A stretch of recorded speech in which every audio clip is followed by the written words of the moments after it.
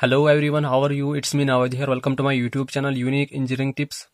So this is our lecture 20th of Fluid Mechanics. In this lecture we are going to discuss about the remaining topics of centrifugal pumps. So our first topic is multi-stage centrifugal pump. So what does multi-stage centrifugal pumps means? A pump which is generally consists of two or more impellers are called multi-stage centrifugal pump. जब भी हम pump में एक से ज्यादा impellers का use करेंगे तो then the pump is called multi-stage centrifugal pump.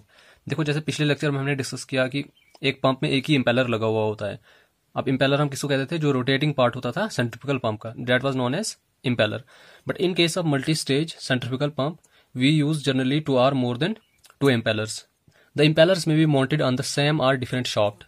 अब जो हम इंपेलर्स यूज करेंगे उनको हम सेम शाफ्ट पे भी माउंट कर सकते हैं और डिफरेंट शाफ्ट पे भी माउंट कर सकते हैं. तो यहां से हमें ये पता चलता है कि मल्टी स्टेज सेंट्रिफ्यूगल पंप्स के केस में शाफ्ट जो है एक भी यूज कर सकते हैं और एक से ज्यादा भी यूज कर सकते हैं. अब मल्टी स्टेज सेंट्रिफ्यूगल पंप का मेन फंक्शन क्या है हमारे पास यहाँ पे? First is to produce high head. जितना प्रेशर ज्यादा होगा उतना हाई हेड क्रिएट हो सकता है. तो जितना ज्यादा हेड क्रिएट हो सकता है उतनी ज्यादा हेड तक हम पानी को डिलीवर कर सकते हैं. तो फर्स्ट इसका मेन फंक्शन ये है कि हाई हेड को प्रोड्यूस करना है.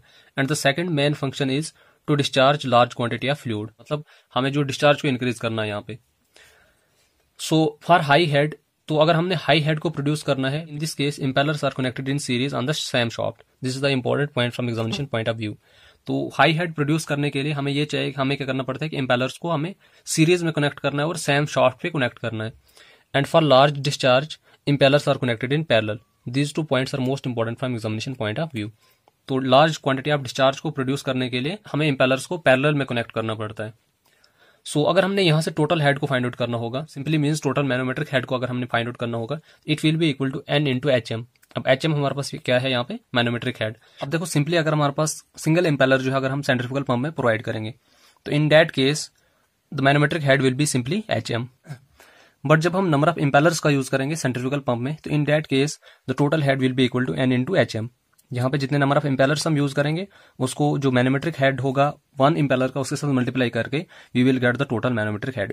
सिमिलरली टोटल डिस्चार्ज को फाइंड आउट करने के लिए हम क्या करेंगे? N into Q. एन यहाँ पे रिप्रेजेंट कर रहा है number of impellers and Q is discharge of single impeller.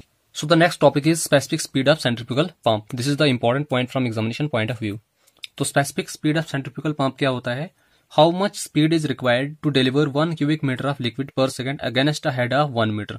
So it means that कि अगर हमारे पास 1 मीटर हाइट है, लेट इट भी हमारे पास यहाँ पे क्या है? पंप का सेटअप लगा हुआ है. यहाँ पे हमारे पास पंप है. हमने क्या करना है? 1 मीटर हाइट में इस पॉइंट पे हमने पानी को डिलीवर करना है. How much speed is required to deliver 1 metre cube per second of discharge against a head of 1 metre. तो that is known as specific speed. इसको हम एनएस से रिप्रेजेंट करते हैं. तो एनएस हम कैसे फाइंड आउट करते हैं? NS is equal to N into root of Q upon H M की पावर 3/2. एन हमारे पास यहाँ पे क्या है? Number of rotations per minute. क्या हो गया हमारे पास यहाँ पे? डिस्चार्ज. एच एम हो गया हमारे पास यहाँ पे manometric head. Now we will discuss about model testing of centrifugal pump. Dimensional analysis का एक यूनिट डिस्कस किया पीछे हमने, उसमें हमने डिटेल में डिस्कस किया मॉडल एनालिसिस क्या होता है. मॉडल एनालिसिस में हम क्या करते हैं कि किसी भी हाइड्रोलिक स्ट्रक्चर को एक्चुअली डिजाइन करने से पहले हम उसका मॉडल प्रिपेयर करते हैं. उसमें हम नंबर ऑफ टेस्ट परफॉर्म करते हैं जिससे हम क्या कर सकते हैं कि एक्चुअल स्ट्रक्चर की परफॉर्मेंस को प्रिडिक्ट कर सकते हैं बिफोर इट्स एक्चुअल कंस्ट्रक्शन. तो इन द सेम वे कि पंप को भी हम क्या करते हैं? एक्चुअली कंस्ट्रक्ट करने से पहले उसका एक मॉडल प्रिपेयर करते हैं, उस पर हम टेस्ट परफॉर्म करते हैं to predict its performance before its actual construction. So that is known as model testing of centrifugal pump. Before manufacturing actual sized pumps, their models are prepared and tests are being performed on them and performance of prototypes are being predicted. अब prototypes हम किसको कहते हैं? जो actual structure होता है. तो actual pump को कंस्ट्रक्ट करने से पहले हम उनके मॉडल्स प्रिपेयर करते हैं, उन पे हम टेस्ट परफॉर्म करते हैं और उससे हम क्या कर सकते हैं? उनकी परफॉर्मेंसेस को प्रिडिक्ट कर सकते हैं अगेंस्ट एक्चुअल लोड्स. तो जब भी हम पंप्स को कंस्ट्रक्ट करेंगे ये 4 टाइप्स ऑफ सिमिलरिटीज उसमें प्रेजेंट होनी चाहिए मॉडल और प्रोटोटाइप्स के बीच में. फर्स्ट हमारे पास यहाँ पे क्या है? Specific speed of model should be equal to specific speed of prototype. जो मॉडल की स्पेसिफिक स्पीड होगी वो प्रोटोटाइप की स्पेसिफिक स्पीड के बराबर होनी चाहिए. अब देखो स्पेसिफिक स्पीड को हम किससे रिप्रेजेंट करते हैं? एनएस से रिप्रेजेंट करते हैं. अभी हमने यहाँ पे ऊपर डिस्कस किया. तो therefore specific speed of model must be equal to specific speed of prototype. तो फॉर्मूला हमारे पास क्या है? N into root of Q upon H M की पावर 3/4 मॉडल की, और similarly it must be equal to specific speed of prototype. Second type of similarity क्या होनी चाहिए मॉडल और प्रोटोटाइप की? Tangential velocity should be equal. जो tangential velocity होगी मॉडल की, it must be equal to tangential velocity of prototype. तो tangential velocity को हम कैसे फाइंड आउट करते हैं? Root of H M upon D into N is equal to root of H M upon D into N. This is tangential velocity of model and this is tangential velocity of prototype. Similarly third type of similarity क्या होनी चाहिए? Q upon D की power 3 into N it must be equal to Q upon D की power 3 into N. This is for model and this is for prototype. And the last one is power should also be same. जो power होगी model की, it must be equal to power of prototype. तो power निकालने का यहाँ पे formula क्या है, P अपॉन डी की पावर 5 n की power 3, it must be equal to P upon D की पावर 5 n की power 3. This is for model and this is for prototype. These are the 4 types of similarities which must be similar for the centrifugal pumps before its actual construction. So next हम यहाँ पे discuss करेंगे priming of centrifugal pump. This is the most important point from examination point of view. So it means that suction pipe, delivery pipe, casing of pump are filled with outside source of water before pumping. So this is known as priming. अब देखो जब भी pump जो है working condition में नहीं होता है, उसमें क्या होता है कि जो फ्री एयर होती है वो उसमें प्रेजेंट होती है. तो उसकी वजह से क्या होता है कि उसमें प्रॉब्लम काज हो सकती है जब हम सडनली पंप को पानी को सप्लाई करने के लिए ओपन करेंगे. तो पंप को स्टार्ट करने से पहले हम आउटसाइड सोर्स से पानी उसमें प्रोवाइड करते हैं. जैसे सक्शन पाइप है, डिलीवरी पाइप है, केसिंग ऑफ पंप में हम करते हैं पानी को फिल कर देते हैं. So this is known as priming. जब हम क्या करेंगे, आउटसाइड सोर्स ऑफ वाटर से जो मेन कंपोनेंट्स है पंप के उनको हम फिल कर देंगे वाटर के साथ, in order to prevent the difficulty in pumping due to free air. Air is removed from these parts and water is filled in these parts which avoids difficulty in pumping. जैसे हमारे पास delivery pipe है, suction pipe है, casing of pump है, इनसे हम क्या करते थे, एयर को रिमूव कर देते हैं और वाटर को रिप्लेस कर देते हैं, जिसकी वजह से हमारे पास जो डिफिकल्टी इन पंपिंग है वो अवॉइड हो जाती है. अदरवाइज अगर हम इन पार्ट्स को आउटसाइड सोर्स ऑफ वाटर से फिल नहीं करेंगे, it may cause lots of problems in pumping. So that's why priming is done to prevent the difficulty in pumping. Next we will discuss about characteristics curves on centrifugal pump. The curves which are plotted from the results of a number of tests on the centrifugal pump are known as characteristics curves. अब देखो पीछे हमने अभी discuss किया, centrifugal pump को actually construct करने से पहले हम उसके मॉडल्स प्रिपेयर करते हैं, उन पे हम नंबर ऑफ टेस्ट परफॉर्म करते हैं सो डैट की प्रोटोटाइप की परफॉर्मेंस को प्रिडिक्ट कर सकें. सो जो रिजल्ट हमें ऑब्टेन्ड होते हैं नंबर ऑफ टेस्ट परफॉर्म करने से, उन रिजल्ट्स को हम एक कर्व्स पे प्लॉट करते हैं. That curves are known as characteristics curves. अब नेसेसरी क्यों है ये? To predict the behavior and performance of the pump when the pump is working under different flow, different rate, head and different speed. तो characteristics curves plot करने से हम pump की performance को प्रिडिक्ट कर सकते हैं, क्योंकि पंप को जो है डिफरेंट फ्लो के अंडर वर्क करना है, डिफरेंट रेट के अंडर वर्क करना है, डिफरेंट हेड और डिफरेंट स्पीड के अंडर वर्क करना है. सो दैट्स द रीजन की कैरेक्टरिस्टिक्स कर्व्स जो है प्लॉट किए जाते हैं.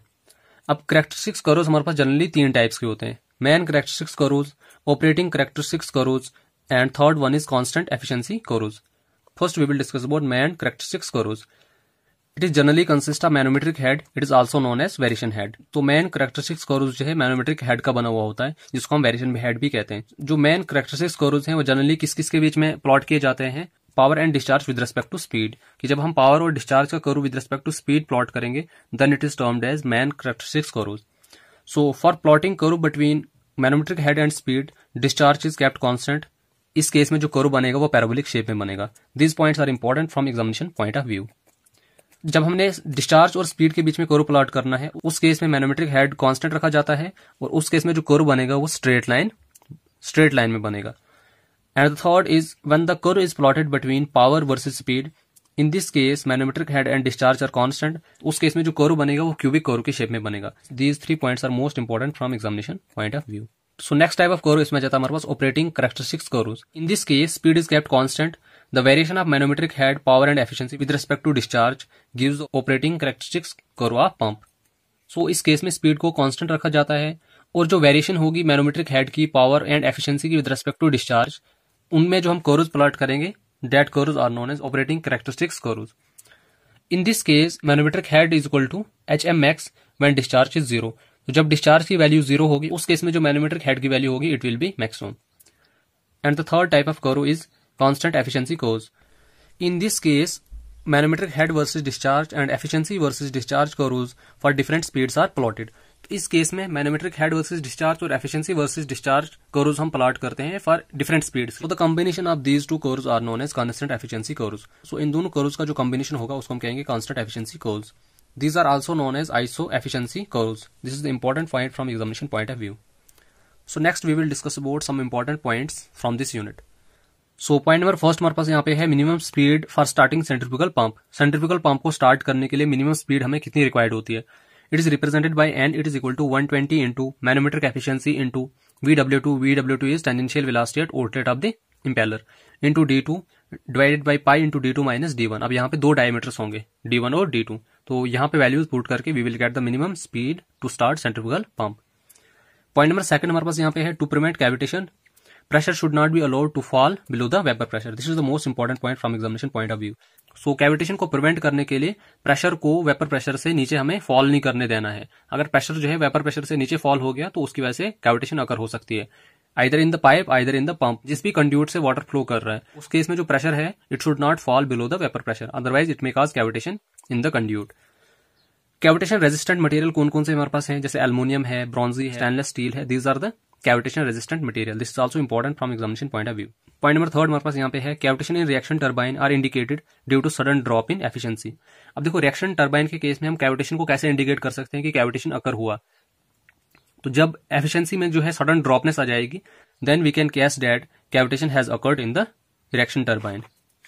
पॉइंट नंबर फोर्थ हमारे पास यहाँ पे है Thomas cavitation factor. Thomas cavitation factor को हम सिग्मा से डिनोट करते हैं। It is equal to H B minus H S upon capital H. It is equal to, अब हम एच बी को यहाँ पे लिख सकते हैं H A T M minus H V minus H S upon H, where H B is barometric pressure head in terms of metre of water, H A T M is atmospheric pressure head in metre of water, H V जो है हमारे पास यहाँ पे है vapour pressure, H S हमारे पास यहाँ पे क्या है suction pressure at outlet of reaction turbine, and capital H is net head on the turbine in terms of metre of water. अब देखो जब कैविटेशन अकर हो गया पाइप में, अब उस कैविटेशन को हम फाइंड आउट कैसे करते हैं। थॉमस एक साइंटिस्ट था जिसने फॉर्मूला दिया कैविटेशन को फाइंड आउट करने के लिए। कैविटेशन जो है किस पॉइंट पे अकर हो रही है या किस रीजन में अकर हो रही है, by using this formula we can find out the region of the cavitation और the point of the cavitation at which it occurs. This is the important formula from examination point of view. Next अगर हम देखेंगे, specially अगर हम देखेंगे centrifugal pump के case में हम कैविटेशन को कैसे फाइंड आउट कर सकते हैं। इन दिस केस कैविटेशन में occur either at inlet of the impeller of the pump or at suction side of the pumps. तो सेंट्रीफ्यूगल पंप के केस में जो कैविटेशन है या तो वो इनलेट ऑफ द इंपेलर में अकर हो सकती है या फिर सक्शन साइड ऑफ पंप्स में अकर हो सकती है।